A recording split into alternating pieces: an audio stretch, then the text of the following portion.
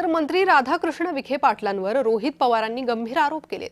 तलाठी भरती प्रकरणी तत्कालीन महसूल मंत्र्यांवर कारवाई करण्याची मागणी ते करतायत। तलाठी भरती प्रक्रियेत कोट्यवधींचा भ्रष्टाचार झाल्याचा त्यांचा आरोप आहे। विखे पाटलांवर गुन्हा दाखल करून राजीनामा घ्या अशी मागणी रोहित पवार यांनी केली आहे।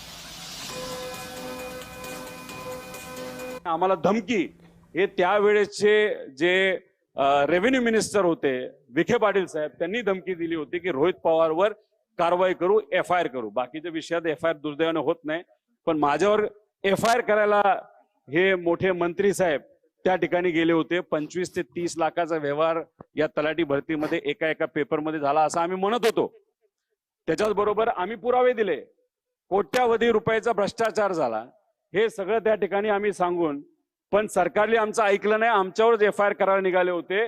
खास करून आमची ही मागणी असू शकते की मंत्री जे त्यावेळेसचे होते विखे पाटील साहेब यांनी आमच्यावर FIR करण्याचा त्या ठिकाणी विषय मांडला होता। आता हे सगळे पुरावे मॅट लिस्ट त्या ठिकाणी जर दिले असतील तर मग त्यांचा राजीनामा आज घ्यायला काय हरकत आहे, नाहीतर त्यांच्यावर FIR करायला काय हरकत आहे, असं आमच्या सगळ्यांचं या विषयाच्या बाबतीत मत आहे।